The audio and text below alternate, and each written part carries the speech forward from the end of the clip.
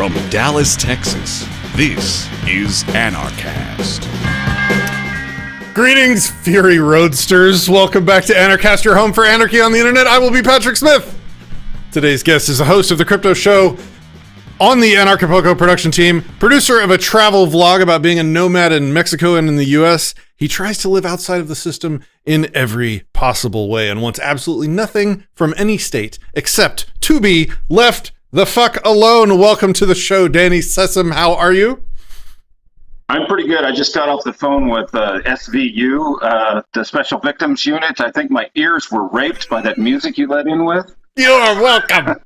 You are welcome. Oh, what's up, folks?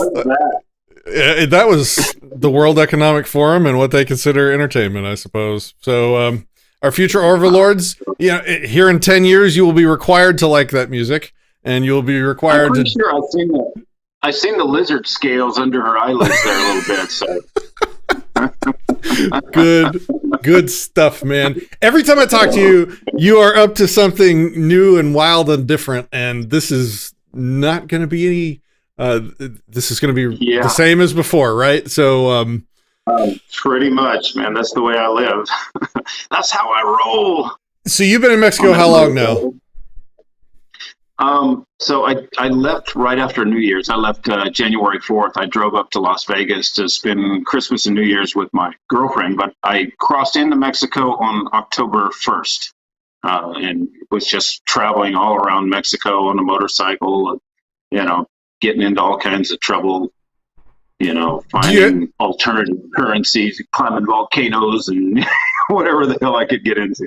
Do you live on the motorcycle? Like, you have a tent that you pitch, or do you have like a home base that you return to every once in a while, or what? Yeah. I'm carrying 300 pounds of gear. I got, saddlebag boxes and everything, and sleeping bags, tents, and all that. I do spend time in hotels and stuff as well. A lot of time, my girlfriend and I, we travel in RVs. So I sold my house 6 years ago. So I've been without an address for over 6 years. I mean, other than this, makeshift address that we have in South Dakota that doesn't mean anything other than you can get some mail there, which I don't. That's wild, man. Why do you do that? I don't even have a U.S. driver's license. My Texas driver's license expired several years ago, and when I'm in the U.S., I present my Mexican driver's license, and they don't know what to do with it. And so I'm like, okay, thanks. They just say, have a nice day, and I'm on my way. So they're like, I don't even know how to verify this. Like, you should speak Spanish, but with a terrible accent, just to make them even more confused. Yeah. Grassy ass! Well, I just tell them I live in Mexico now. And so, here's my driver's license. There you go. Works great. Why do you do the nomad thing? Why'd you, what interested you in that? Well, I would ask you the same about why do you live in a box? For freedom. I have an answer for that question. The weather is always perfect in this room. I have amazing fiber optic high-speed internet, a massive spread of monitors with all of my computer equipment. Yeah. I've got a 3D printing room where I make guns. I mean, pretty plastic things, man. Definitely not guns. Are they official defense distributed machines? I have the only serial numbered Ghost Gunner right behind me. It's 001. I think do you know Murdoch and the Don't Comply crew? They did I know who they are. I think they did the thing on the Texas Capitol. Did they print the gun at the Texas Capitol or something? With the machine sitting right behind me, yes. So, yeah. I may have, if it doesn't work properly, then I probably built it. Because it doesn't. In the early days, I worked at Defense Distributor. We used to broadcast our radio show from Cody's office, and I'd broken my leg. This is back in 2015, so I could barely walk. And I'm like, hey, Cody, you got a job? I'm just sitting around doing nothing. So I was assembling Ghost Gunner machines. So that's all. Well, I might need you to come take a look at this one because it's not so good. it needs some help. That's probably one of the ones I built. That's what's wrong with it. Okay, so freedom. What freedom do you gain by giving up the house and being on a bike? to go wherever the hell I want, whenever the hell I want, and pretty much do whatever I want. I don't have schedules or anything. And a lot of times when I'm traveling, I don't even know where I'm going. I just, go to one destination and then I'll load up and leave. And, a few miles down the road, decide, am I going to take a left or a right, go this way or that way? And I, I just wing it. I guess people's primary reason for not doing that would be holding down a job. How do you fund a lifestyle like that? Bitcoin. So I play with crypto, collect crypto when it's high, and spend it. Nice, right on. Sometimes you're supposed to collect it when it's low. Yeah. Well, yeah. Wait, did I just correct the host of the crypto show on buy low? Yes, you definitely. I'm old as hell, so I brain fart all the time. But I'm just messing with you. All right, so one thing that we wanted to talk about. I also do. I am also a contractor, so I will, whenever there's hailstorms, which there quite often are in Texas, I go back and I have a pretty good customer list. So I'll clean up on some insurance claims, and I'm set for a while. Nice, right on. Okay, so you told me that you were driving through the Sinaloa cartel. Yeah. How do you say it? Sinaloa. The state of Sinaloa. Sinaloa. Yeah. Oh, I thought that was the name of the cartel. Is that not the name of the cartel? It's a place. Well, it's the name of the state. Okay. Yeah. And there's I know very little about this. So all I know is what we get on the stupid news here in the U.S., which is there's a cartel at war with the Mexican military or something like that. And there's helicopters on both sides firing at each other. And it's quite insane. Is that where you were? Yes. It was pretty surreal. I, of course, filmed it as I was riding through, and it's on YouTube. So you can go to ANRV Adventure is the YouTube channel. I think they have the little short names now, and the short name is ANRV Moto. So it's supposed to sound like anarchy on the cool NRV, but so it's targeted at the normies, but I drop in nuggets of fuck the government quite often. We have all of your links in the description for anybody looking for those shows. You're welcome to go check those out. Okay, so the number one first question is, why the hell did you decide to ride through a war zone? Just, for fun? No, I had no idea that I was okay. doing it. I was just on my way here to Acapulco from Las Vegas, and I was taking the scenic route, skipping all the toll roads. And, the next thing I know, I'm driving through Sinaloa and there's a burning truck. And the first one I thought, well, maybe it just caught on fire. And then, not even a mile down the road, there's another one. I'm like, okay, this is suspicious. There's no cops. There's no nothing anywhere around. And then I pass another one.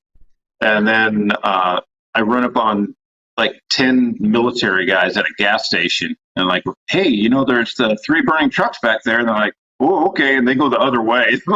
They're not going back there. So they were literally afraid to go where the burning trucks and stuff were. Okay, so if it was me and I'm rolling down the highway and I see a burning vehicle, I turn around. Why did you not turn around? Well, I was on my way to go somewhere, and it was interesting, and I was following behind groups of trucks. There would be one group of truck blockades, and I would stop and, hey, what's going on? It's shut down for this. And then I would see some people going through, so I would just, follow some other people through, and then we'd go on to the next blockade. And I went through 3 or 4 blockades like that. And then I got to the last one where they said, all right, don't go any further than this because there is action up ahead.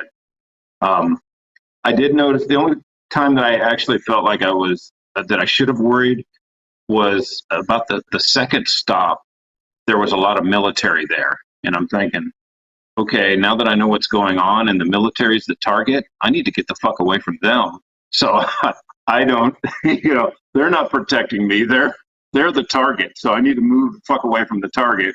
So I went back to, where some other trucks were gathered and waited for the military to leave. Once they left, then I went forward and I made it on. I went past Wasaba into another area, which was this truck stop.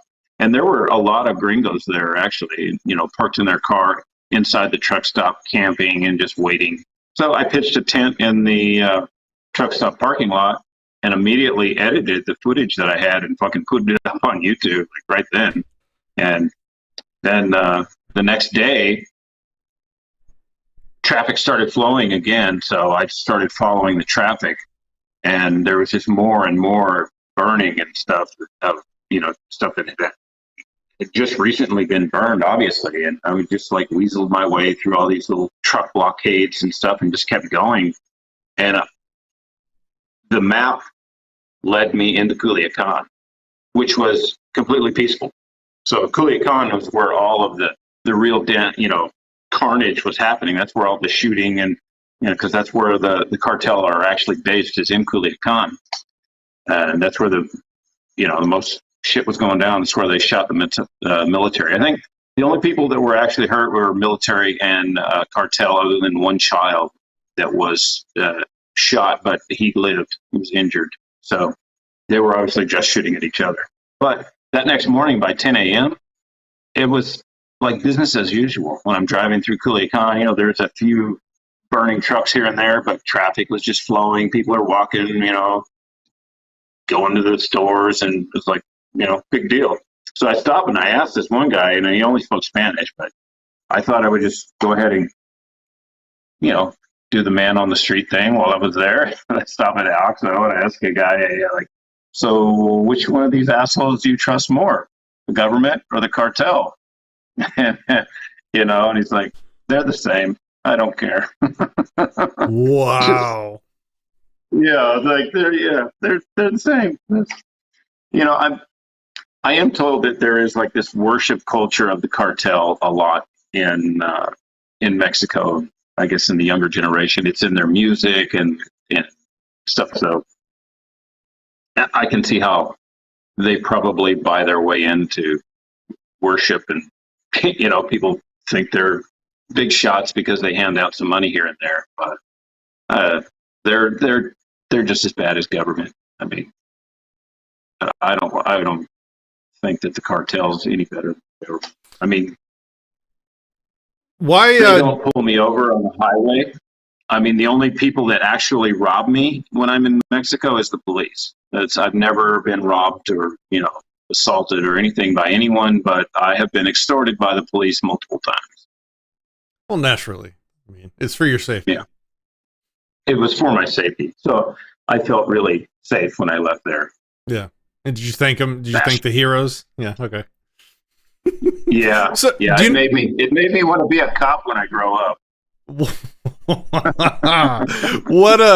do you know what the backstory is? I don't know, like why is the cartel in open warfare right now? They captured El Chapo's son. And I guess, I know sometime last year, I don't recall exactly when the date was, but they had captured him before, and the cartel went ape shit and shot a bunch of people. A bunch of people got hurt. So, the Mexican government said, "All right, this is too much collateral damage," and they actually let him go. And then I think a couple of weeks before this happened, there was an incident near Culiacan where the cartel was taking somebody's farm because of avocados. Like they own the avocado market. So there's a lot of violence, and there's probably as much violence behind avocados as there is behind drugs. Really? I didn't even know the cartel ran the avocado business.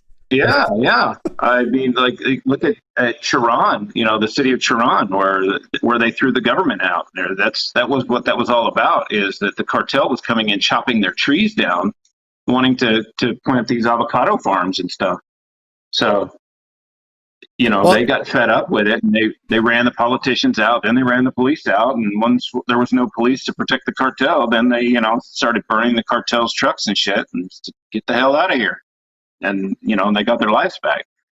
But, yeah, so I mean, I don't know for sure, but that was my assumption, because when I heard that there may be some trouble in Sinaloa, I was thinking, oh no, that happened 2 weeks ago. You don't know what you're talking about. But little did I know that the whole El Chapo thing was happening. And did they give him back this time, or are they keeping him? No. I guess Biden. I don't know. Biden pat him on the head and did whatever. The U.S. war machine is a bigger cartel than the Sinaloa cartel, so I think the Mexican government, is more worried about the U.S. coming over there fucking some shit up.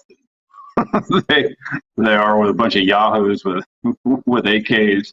Yeah, I'm sure the U.S. war machine would just love to go over there and mix it up with some cartels. Yeah. Yes, Wow. You will be buying your drugs from us now. Yeah. No, your avocados, apparently. So now if I buy avocados, I'm supporting the cartel, or is that over? I guess if you're buying California avocados, maybe you're okay. Then you're just supporting commies. Well, that's worse. I mean, that's definitely worse. Oh man, what is this show, Danny? Okay, every time. All right, so I'm glad you're safe. I'm glad you made it to Acapulco. I think I was asked though, in relation to this, by somebody wanting to know if it was safe to just drive from the U.S. to Acapulco. I would. And yeah, why not? Well, you would drive through a war zone, so I'm not sure that's a shining endorsement. Yeah, but I don't listen to the news, or I don't watch TV, and I wasn't listening to the radio. I mean, if I had been paying attention to world events, maybe I would have known that was going on, and I might not have proceeded. But then again, I am quite curious, and yeah, Well, I mean, what do you say to that on behalf of the event? Like if my mother was asking, let's say, would it be safe? If you could say, people say take the toll roads, but all of the burning buses I've seen were mostly on the toll roads. So there's that. But I think that if nothing is going on, if it's a normal time, then you shouldn't have any problem. I think there were some carjackings, but I believe that was to take people's cars so they could go burn them. And I'm sure they probably either stole or jacked the trucks. So yeah. So what I'm hearing is fly to Acapulco. That's what I'm hearing. if you wish to fly. It doesn't discourage me at all what I've seen. I'm not going to slow my travels whatsoever. I might be a little bit more cautious when I see the first burning truck now, for sure. When I see a burning truck, from here on out, I probably will take a little bit more caution. But I felt I did take enough caution that I wasn't going to be hurt, I believe. I'm sure most people don't. I posted some of those videos on some travel blogs, and they're like, "You're a fucking nut, man." Shepard's in the comments saying, "Danny is not my go-to risk assessment dude, but he's got balls."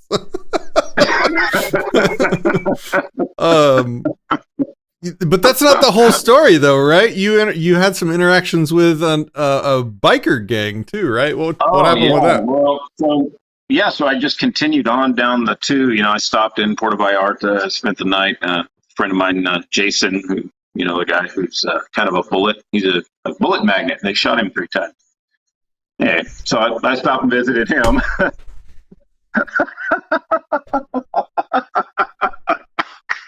I mean, what are you doing? That was in Acapulco. They shot him in Acapulco? That was in the movie. He's the guy that was in the movie Anarchast. Oh, yeah. Got it. I need to get him on the show sometime soon. And after that, so I left, and I was going down Michoacan. I stopped in camp there, and then when I got into Guerrero, I passed Zihuatanejo, and I hit a speed bump or a tope going about 50, and I'm carrying 300 pounds of gear, and it was a pretty big bump, and it just busted my suspension. my rear suspension just busted in half, and it dropped right on the back tire. I couldn't go anywhere. So I just came to a dead stop in front of some guy's house, and he helped me pull it into his yard. You know, I started making phone calls, and he's like, "Hey, it's okay. If you want to camp here, you can sleep right here." And I'm like, "Okay, cool." So I pitched the tent and, you know, continued on with the phone calls. And I called my friend in Acapulco, Ron, and he had some connections in Zihuatanejo. And that connection connected me to a biker gang. And they sent someone out. The next morning, you know, they sent out a couple of young kids on a motorcycle. They pulled the broken part off, which is cast aluminum. And everybody was telling me, "Oh, you can't weld cast aluminum." Well, they went and welded it, brought it back, and put it on, and I drove 200 more kilometers here to Bonefil. And I'm still riding the bike right now, but not with all that weight on it, and I'm very careful with the bumps. My girlfriend is bringing me a new part to replace that, so I'll be okay then. But yeah, so the kindness of strangers, I couldn't believe how kind everybody was. And I was an hour outside of Zihuatanejo. I was in the middle of nowhere. There was no stores, nothing around. Just stuck on the side of the road in some dude's front yard, camping out. Okay, so let me get all the cartels straight, right? So you got the police cartel that extorts you. You've got the military cartel that I guess caught the son or something of another cartel, and so they're at war. And then a biker gang rescues you. Yeah. Of course. Dude, the bike community, bike culture is a serious brotherhood. I mean, like, motorcyclists really help each other. Like, you don't, if there's a motorcyclist on the side of the road, you don't pass him. You always stop. That's true. It's like that. They look out for each other. I've rode bikes for 20 years, and that's absolutely true. Yeah. Yeah, it's not just the U.S. It's not just, U.S. bikers. It's everywhere. I mean, they're super friendly here. I've got lots of stories of bikers that have done all kinds of cool things for me since I've been here in Mexico. Wild. Okay, so you're also doing more work. I know you've been working with them for a long time, but you're doing more work with the Orphans there. Yeah. Something to do with hydroponics? What's going on with that? Yeah, we're teaming up with the Secret Garden, which is the event. They're giving us some space to put some hydroponic gardening in. We built a prototype of a vertical hydroponic system that can grow 100 heads of lettuce in about 1 square meter. And it's maybe a little bit more than a meter. Right, so there's 4 vertical towers with 25 slots in each one, and you just grow lettuce in this. We have it currently working at the orphanage, but it's right next to the beach, so we're having a hard time with the lettuce. But we're going to be moving this all over to the Secret Garden, and they're letting us do that. And when I put a video out about this on the Anarchapulco Telegram about a month and a half ago, somebody from the Netherlands seen this, and they're like, "Oh, we want to be part of it." Matter of fact, this is their company, Meteor Systems. Hold on 1 second. Volunteered. Hold it back up. I got a chroma key on you. Let me turn that off. 1 second. Yeah, Meteor Systems. There we go. Meteor Systems. Nice. So they do deep water culture, and they wanted to be part of this. And it's not even the company. It's a couple of the people who are, ingrained in the company. They've been with it since it started, and they come to Anarchapulco. So this is their crowd. And when they seen that, they like, we want to be part of it. So they got the company to donate us the equipment to make 2 4-foot wide by 50-foot long pools. Maybe it's 55 feet. I don't know. It's metric, so I don't know the exact size, but it's about that large. And they show these floating plastic boards that you just stick the little plants in that, and it's floating on these little ponds, and this circulates the nutrients through that. So they're filling a shipping container with this stuff from the Netherlands and sending it to Mexico for us to do this. And then we're going to be building as many vertical towers as we can. We'll be using the same funding methods that we did, in the years past, in the last 2 years with auctioning and stuff like that. And, having a workshop, and if somebody wants to sponsor it, basically, pay for the material and a little bit of labor or whatever, then we go out, buy the stuff and build it and put it into action. So is this the same orphanage that I interviewed a guy that was building I think he called it an Earth ship or something at an orphanage?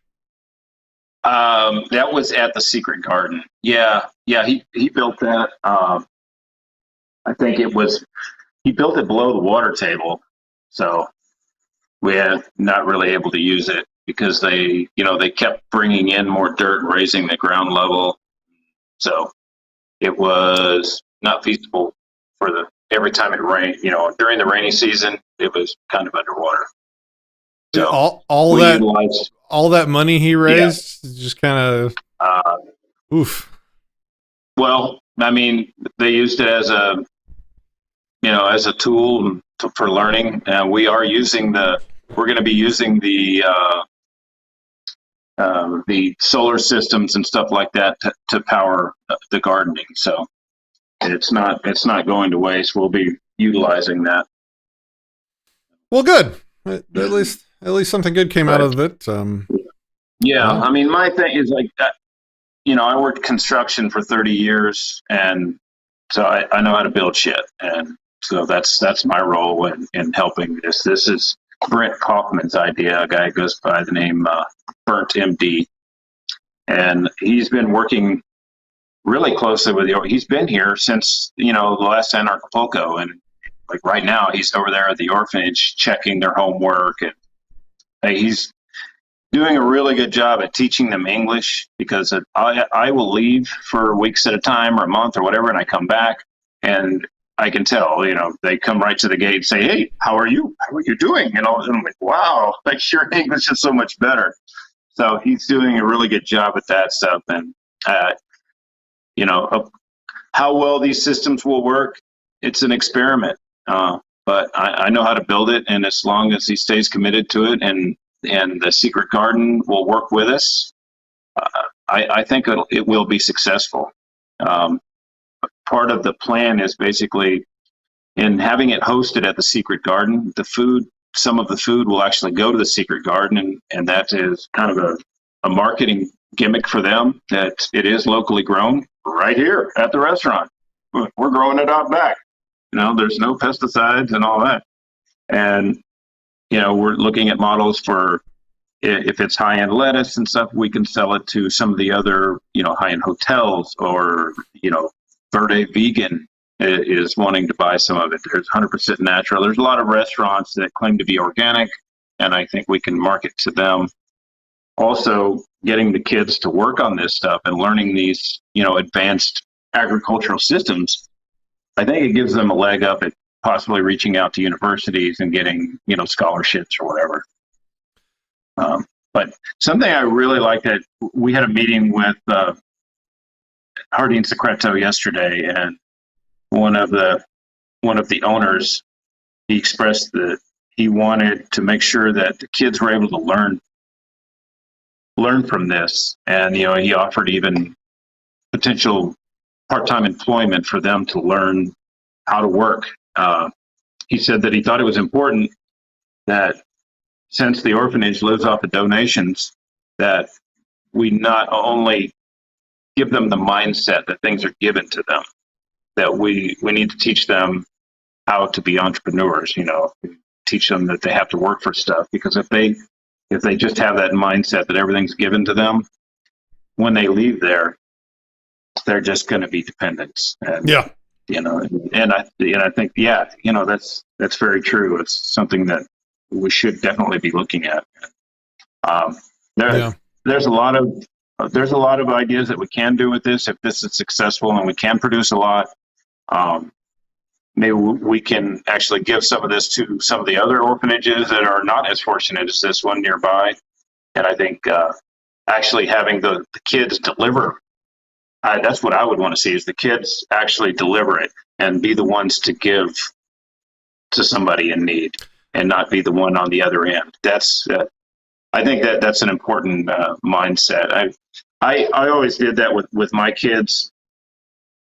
We would adopt a family and stuff during Christmas, and they enjoyed that more than anything. All their mother cared about was how many fucking presents can we stuff under the tree. They're only going to play with the boxes. But I do remember that my kids really, really enjoyed being able to go and give to someone else.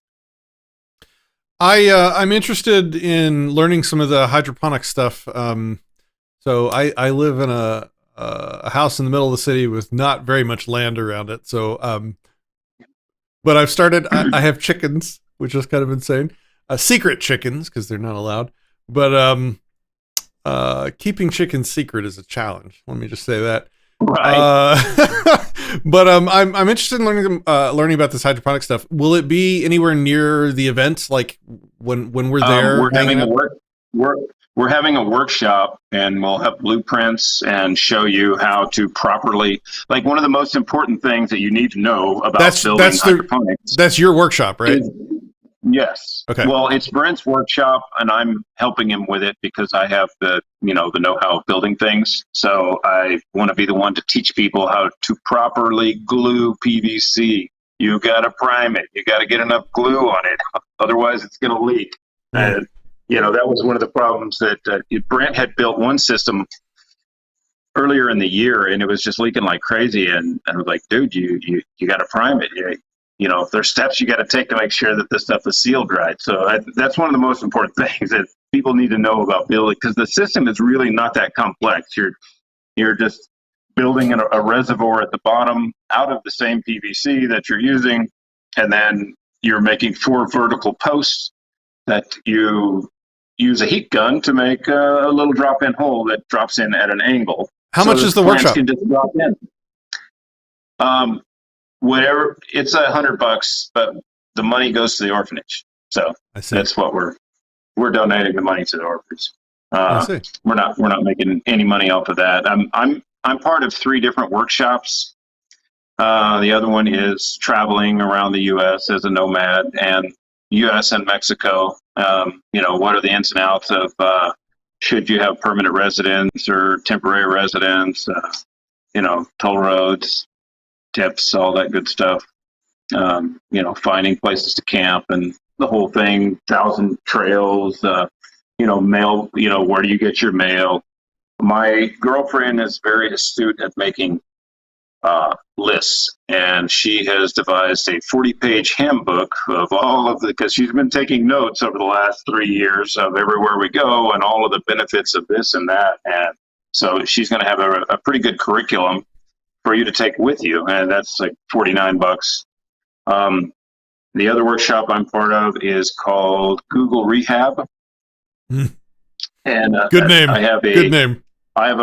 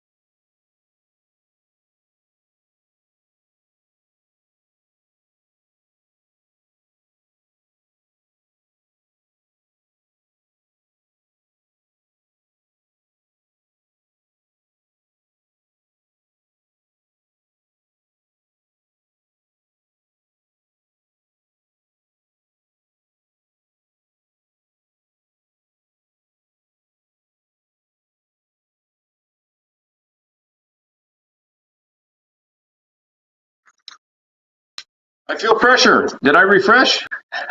Okay. All right. That was super weird. I'd never seen that happen before. YouTube shut the stream down, and I had to restart it. That was very weird. Never seen that before. It's because we were given that information out about how to fight AI with AI. Okay. All right. I think we're back on all platforms. Man. Okay. I've been streaming for 10 years. That's a first. I've never seen that happen before. Okay. Sorry, you were talking about your third workshop. Please continue. Yeah.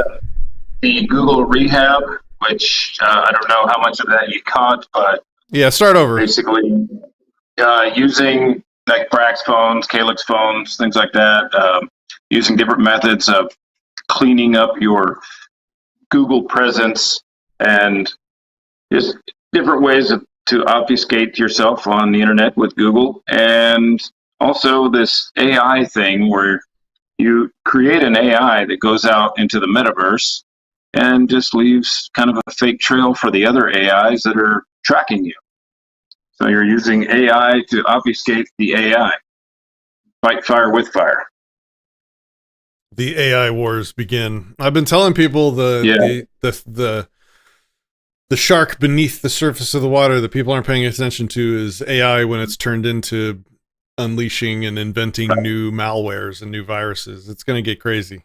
We are living in an interesting time. A lot of best practices, just a lot of best practices stuff, and then this whole AI. The AI thing really interests me. I like that you've got this fake AI you out in the metaverse leaving breadcrumbs. Everybody's like, oh, the government's going to kill us with the AI. But the guys who actually built that stuff are still building shit to counter it. So the further they push at us, the further we got the smarter guys that are pushing back even harder. So the hydroponics one is 100. What were the prices on the other two workshops? The de-Google one is free, and $49 on the travel one. Do people have to sign up for these workshops specifically, or can they just show up and pay, or how does that work? I think they could just show up. Okay. I'm not, you can do it if you want. Just show up and. Are they going to be recorded and broadcast or live streamed or uploaded? I'm going to be recording the travel one for sure, and just putting that up on my travel YouTube channel. And then the de-Googling one, the guy wants to remain anonymous, but I may do a show with him on stage and record that just to talk about it. And maybe he'll wear, the googly eyeglasses with the big nose and a mustache or something. Nice. I mean, he doesn't mind everybody knowing it, but it's like putting stuff out on the internet. Say, hey, don't pay your taxes. That's a good way to become a target. Yeah. I think it's foolish to say shit like that. So you have those 3 workshops. Are you giving a talk as well, or are you just focusing on the workshops? Yeah. Oh yeah. I am giving a talk. And what's that about? So I work with marketing for Hush, and this is a ZK project that is a competitor to Komodo. So they have a smart chain platform that allows you to create your own ZK smart chain that is, private by default. So we've activated the messaging. So I think one of the main features that's really good with Hush and with the smart chain that I released on it's called Dragonx.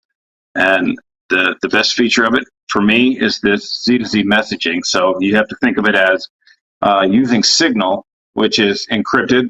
We're using Signal level encryption for the messaging, but it's Z2Z. So with Signal, you're tied to phone numbers. Every time one of your friends joins Signal or Telegram, you get this spam, text saying, "Hey, your buddy just joined." Like, how private is that? Yeah, the worst part about Signal is that I have to give everybody my phone number. I don't use my phone. There are 2 people on the planet that try and call me or send me, old school texts.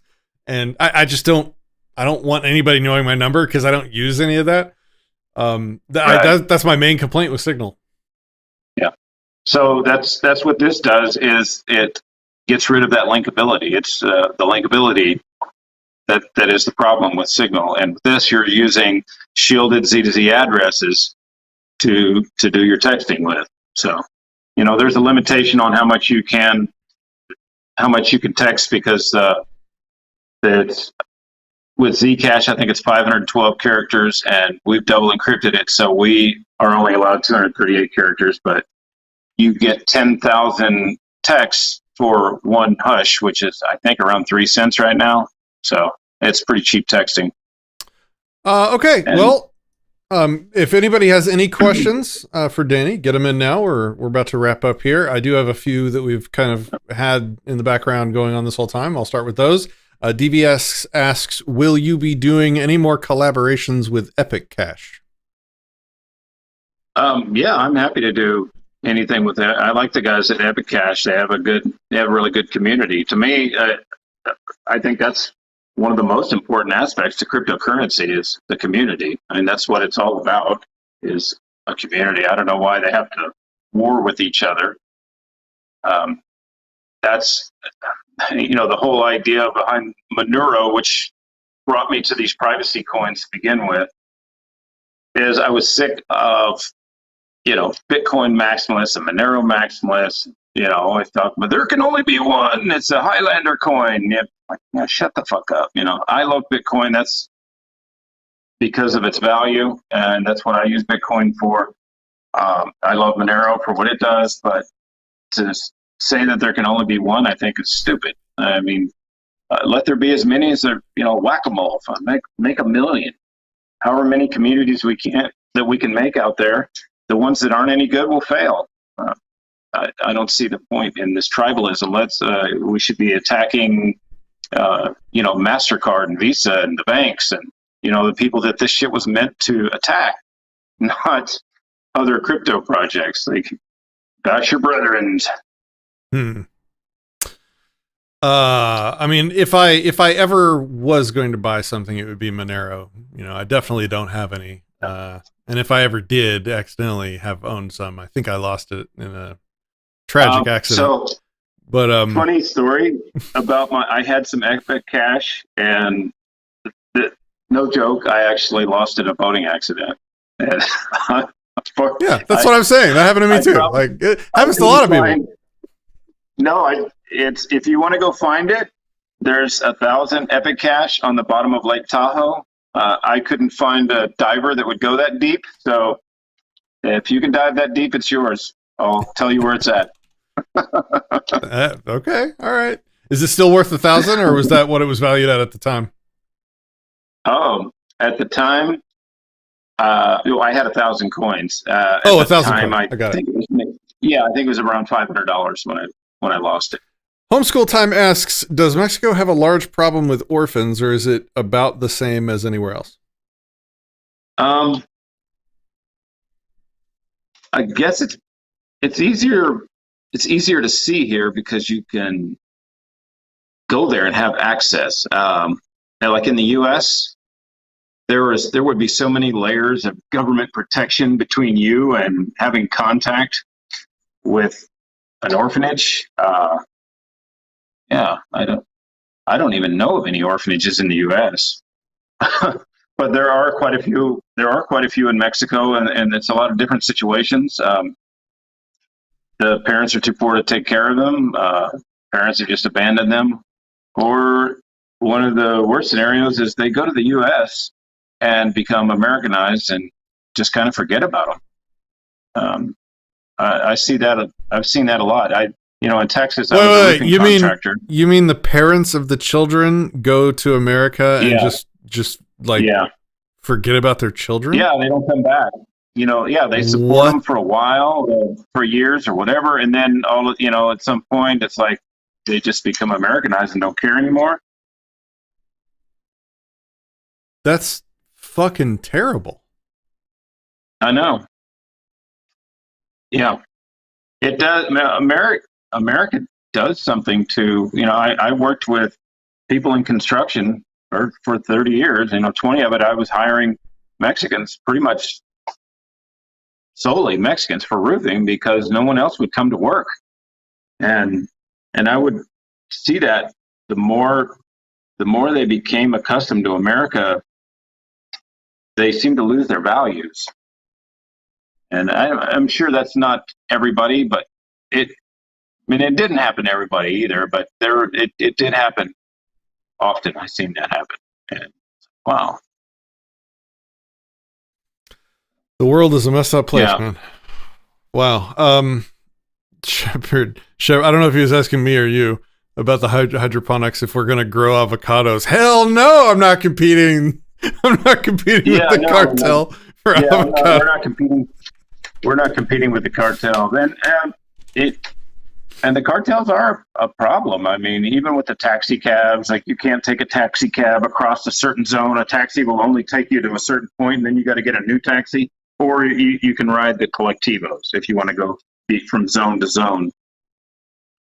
And I think that's one of the good things about having this garden at the Secret Garden is they've already handled that, so we don't have to worry about having to deal with the cartel for this matter. But for the taxis, yeah, they're a problem, you know.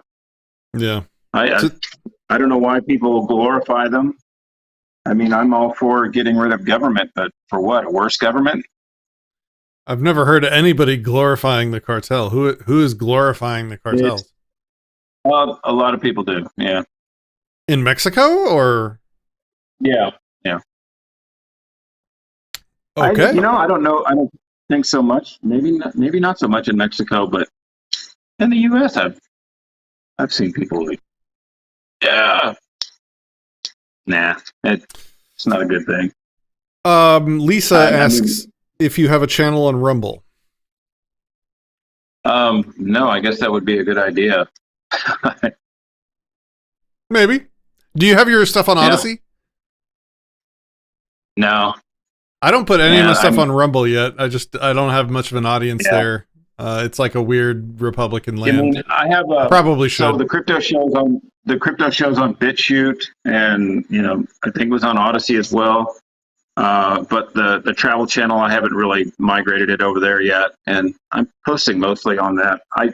The crypto show, I do intermittent interviews and stuff, like when I'm at the conferences or if an event happens. I don't really put a lot into the crypto show other than to promote the events that I'm going to. All right, last question. Shepard asks where he can find out more information about the messaging app you were talking about. Hush.is/Android. And if anybody wants to download that app, it's an APK, so it's not an Android app. It's